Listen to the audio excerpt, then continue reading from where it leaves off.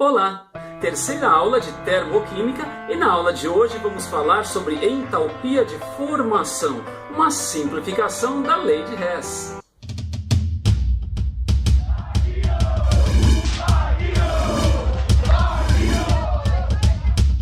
E para entendermos o que vem a ser entalpia de formação, vamos primeiro definir o que vem a ser uma equação de formação, que pode ser definida como a equação que mostra a produção de apenas um mol de uma substância a partir de substâncias simples, que são aquelas formadas por átomos de um mesmo elemento químico.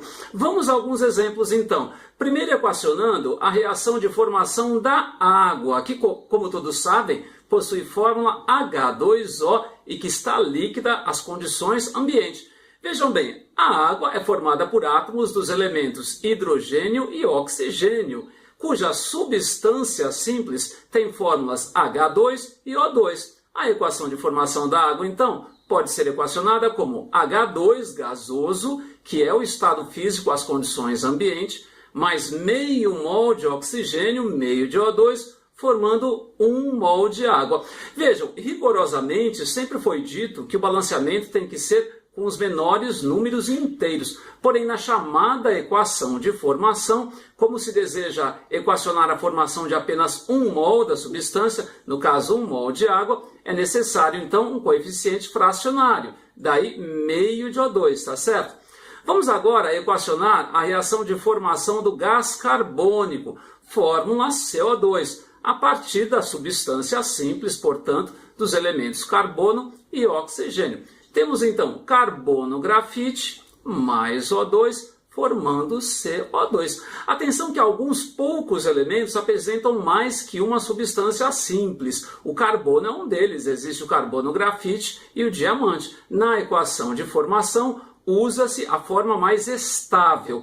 E no caso do carbono também, a representação dessa substância é feita apenas pelo símbolo do elemento C apenas, ao contrário dos não metais, que são em sua grande maioria diatômicos ou biatômicos, como hidrogênio, H2, oxigênio, O2 e assim por diante. Vamos a mais um exemplo agora, equação de formação do metano, fórmula CH4.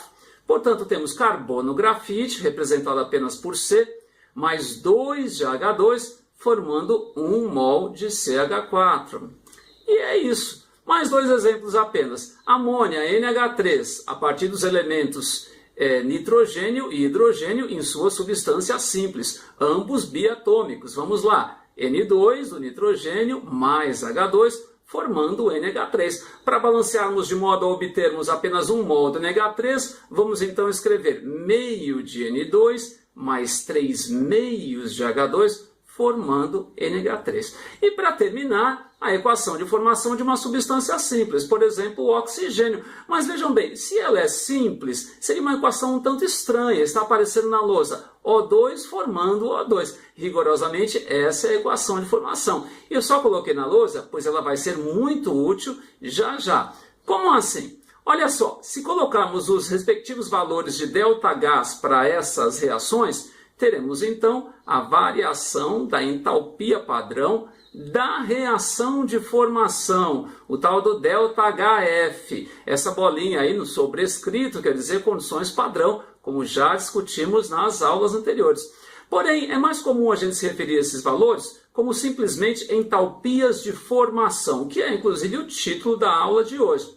Olha só, dei uma olhadinha na lousa. Eu peguei 3 das equações do slide anterior e coloquei ao lado delas seus respectivos ΔH, ou seja, equações termoquímicas aí de formação. No caso da água, ΔH de formação, menos 285,8 kJ por mol. Do gás carbônico, menos 393,5, e do metano, CH4, menos 74,4. Vejam que é comum escrevermos por mol, uma vez que na equação de formação se deseja representar a obtenção de apenas 1 mol da substância.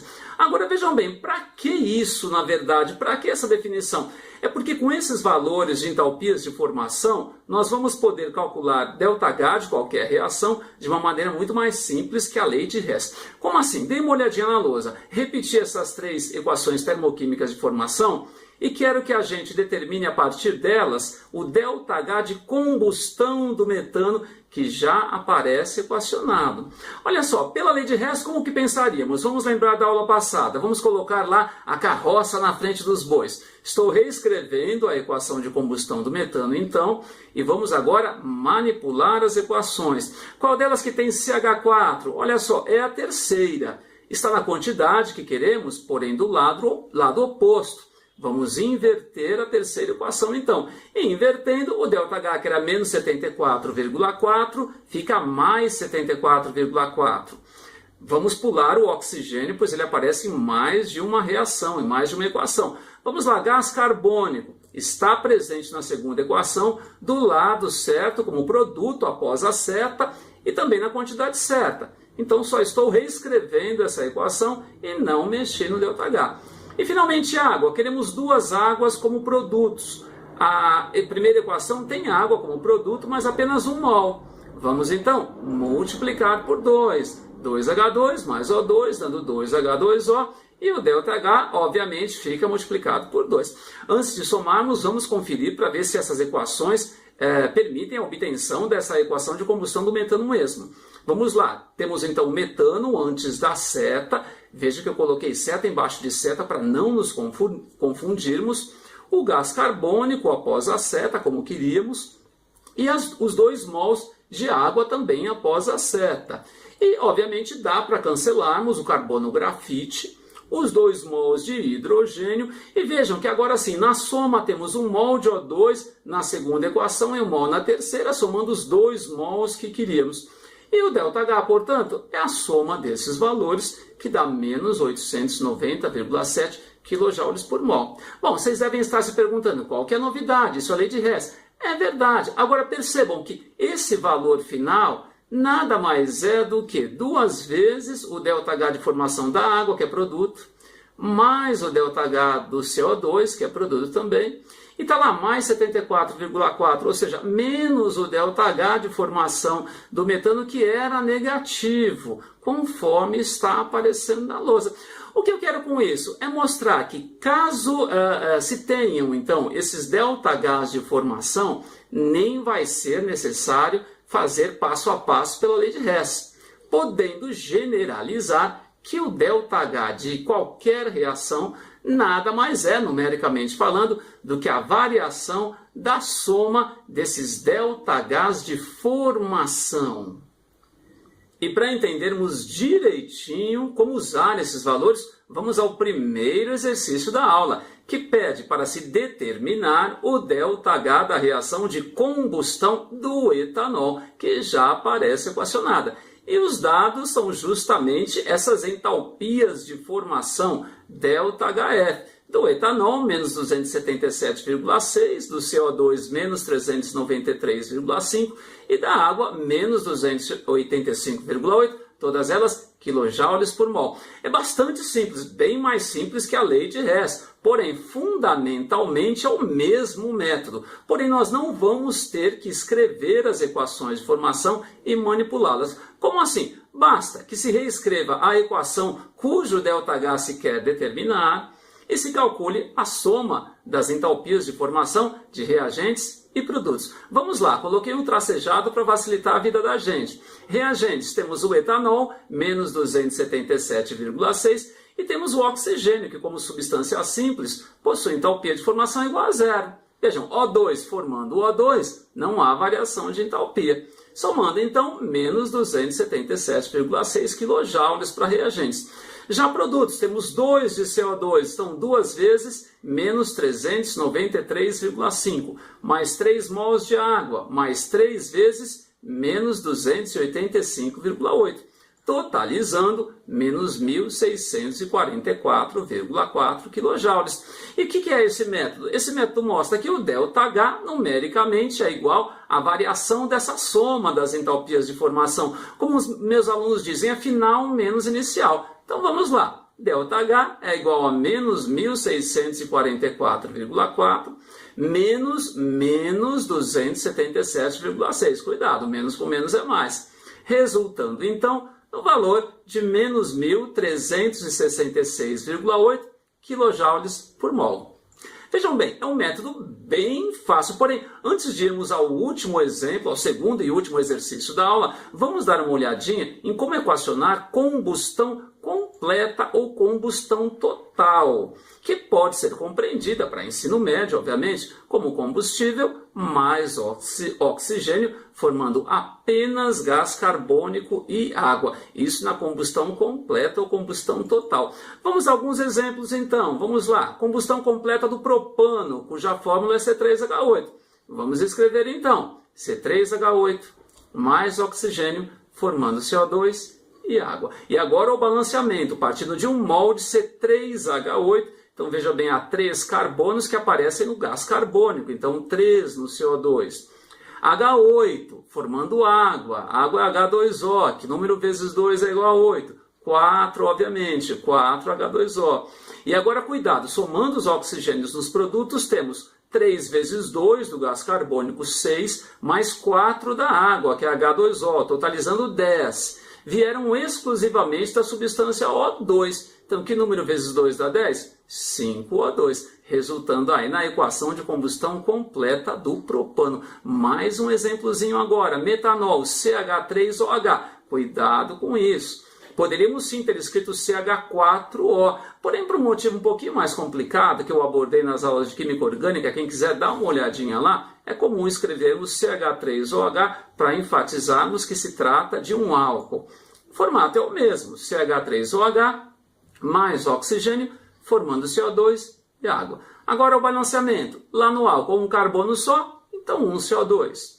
4 hidrogênios, vejam, H3OH, 4 no total, portanto 2 de água. E agora muito cuidado, somando os oxigênios nos produtos. 2 do CO2 mais 2 das duas águas, 4. Já há um oxigênio no metanol, CH3OH, então faltam 3. Para isso, vai ser necessário colocar um coeficiente fracionário na frente do oxigênio. 3 meios de oxigênio, então. Bom, sabendo isso, vamos ao último exercício da aula, então. Determine o ΔH padrão, o ΔH0, como a gente diz, da reação de combustão do acetileno, cuja fórmula é C2H2. E os dados são, novamente, os valores de ΔHF, ou seja, entalpias de formação do C2H2, do CO2 e da água. Em primeiro lugar, temos que montar a equação de combustão completa, vamos subentender, obviamente, do acetileno. Vamos lá, C2H2 mais oxigênio, formando CO2 mais água. Agora o balanceamento, se é C2H2, esses carbonos aparecem na forma de gás carbônico, 2 de CO2 então. H2, esses 2 hidrogênios vão aparecer na água, então 1 mol de água apenas. E agora somando os oxigênios nos produtos, 2 vezes 2 do gás carbônico, 4 mais 1 da água, 5. Eles vieram exclusivamente do oxigênio O2, coeficiente fracionário, então, 5 meios. Vamos ao cálculo agora do ΔH. Tracei uma linha separando reagentes e produto para não nos confundirmos. Vamos somar as entalpias de formação, então. Reagente C2H2, que é 277,4, mais oxigênio, que é uma substância simples, é 0. Vejam bem, não foi dado, é 0, mas não foi dado porque justamente substância simples tem entalpia de formação igual a 0. O2 formando O2, 0. H2 formando H2, 0, obviamente. Produtos agora, 2 de CO2, então 2 vezes menos 393,5, mais a água, que é menos 285,8, contas chatinhas, é verdade, resultando em menos 1072,8. E vamos agora ao ΔH, que é final menos inicial, então, numericamente falando. Vai dar menos 1072,8, menos um valor que é positivo, 277,4, resultando no valor de menos 1.350,2 quilojoules por mol. Bom, então é isso. Vejam bem, parece que é um outro método, rigorosamente poderíamos até dizer que é, mas esses valores vêm da lei de Hess. Só é um procedimento simplificado que não vai nos obrigar a ficar montando aquelas equações todas e manipulando.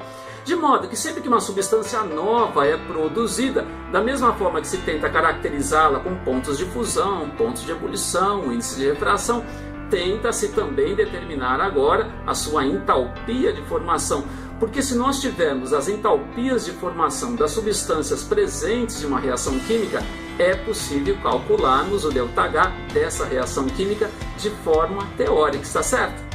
Se você chegou até aqui, não se esqueça de curtir o vídeo aí embaixo, né? E aí embaixo também na descrição do vídeo está o link para a lição. Selecionei 8 exercíciozinhos de vestibulares muito legais para que você possa treinar e saber direitinho calcular o ΔH a partir das entalpias de formação.